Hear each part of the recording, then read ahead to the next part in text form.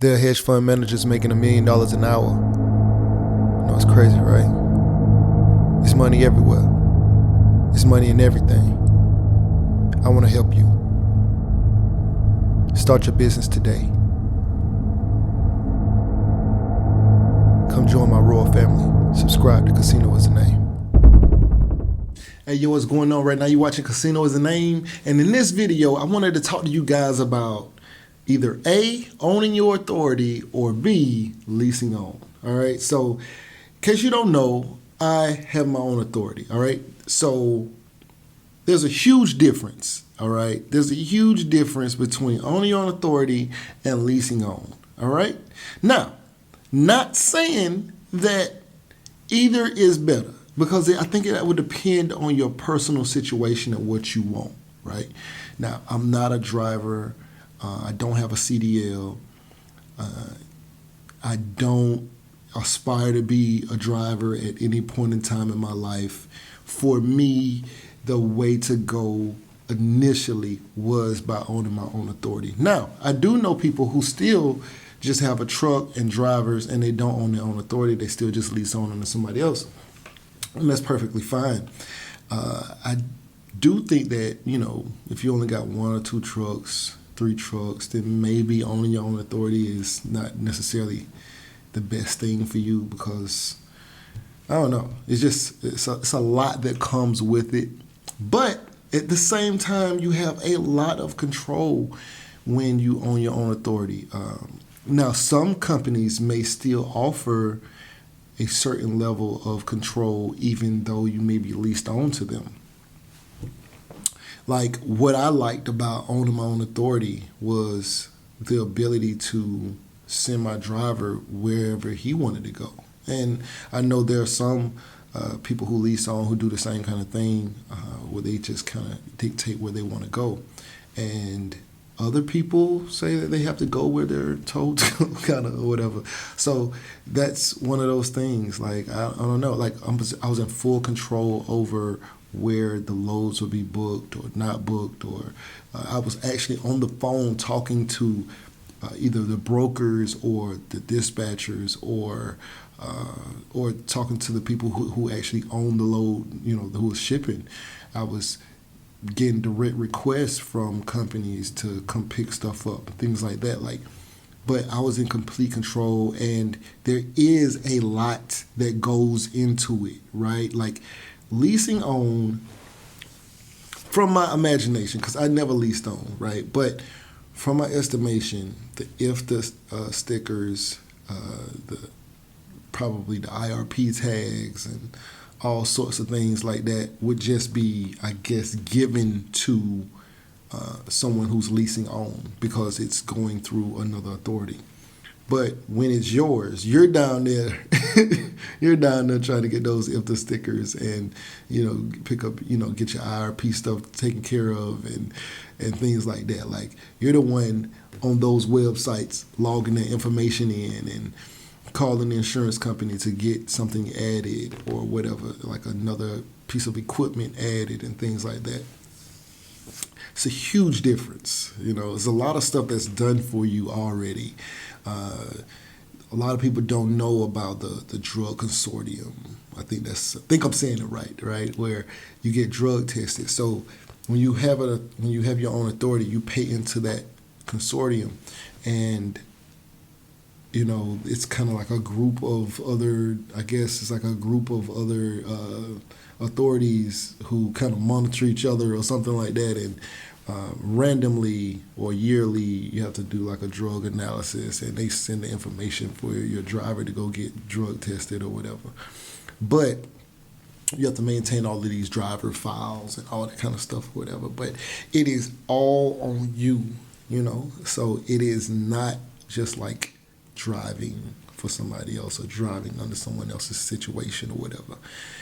And I don't even know how they book loads, or if the loads just are given. They call you and say, "Hey, you got some load. You got a load. Go pick up this."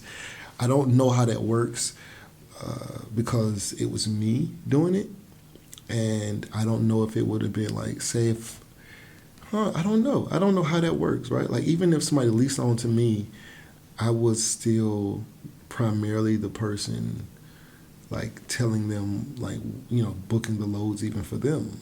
I don't know. Like, and so even the load boards, right? Like, I was the one sending over the information for, like my authority information, my tax information for every. So basically, every time you sign up with a new, I guess I don't want to say carrier, but new broker or whatever, you have to send over your information, and it's a lot of brokers. And so you see a load on a load board, you want it, but that broker might be, say, DSV, and you're not with DSV, and so you get signed up with DSV, and then you see another load the next day or that same day, and it's with, I don't know, Coyote Trucking or something or whatever, Coyote Brokers, or I'm just making up a name right now, but it's whoever, and you want to get that load, you then have to send over another packet to them with all your information and stuff like that. But I was the one doing all of that kind of stuff. So it is a completely different thing, I believe, than just being leased on to somebody, and you'd never really have to see all of that stuff. And I didn't realize how different of a world it was, because that was the only world I knew.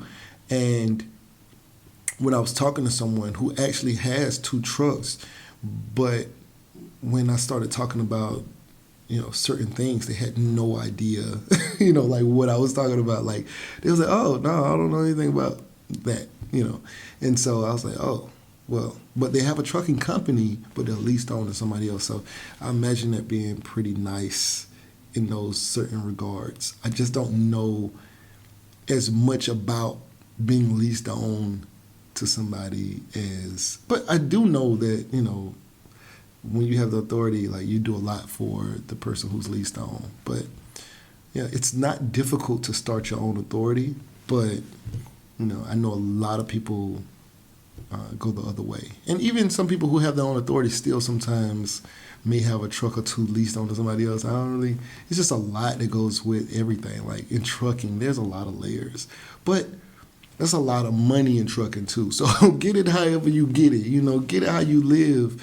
All right. So anyway, right now you watching Casino Is the Name, man. Like, share, comment, and subscribe, man. And we out.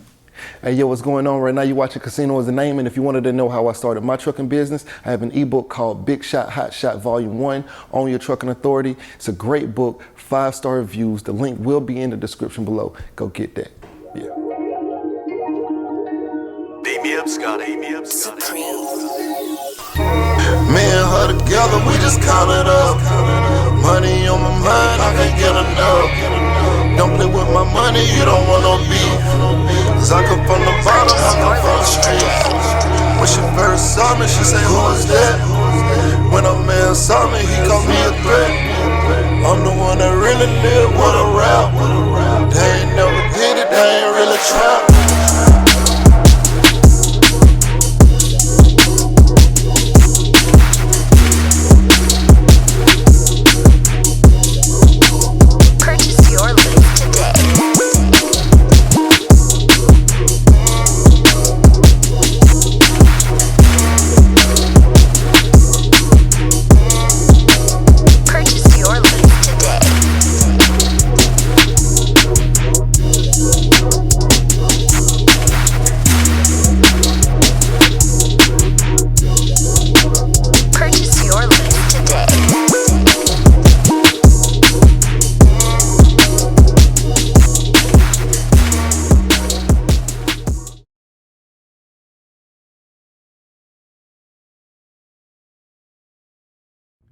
Say you want to be successful. Well, what's stopping you? Can't nothing stop you from being successful except for you. You standing in your own way. I came from the bottom. I ain't know nothing but the grind. You can't tell me nothing about that. I caught the bus at Basin Street Projects in Tallahassee, Florida. You hear me? I used to think $1 million would last me my whole life. I'd have made that and spent that. $1 million ain't enough.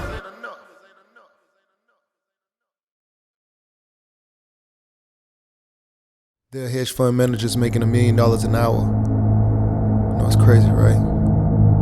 It's money everywhere. It's money in everything. I want to help you. Start your business today. Come join my royal family. Subscribe to Casino is the name.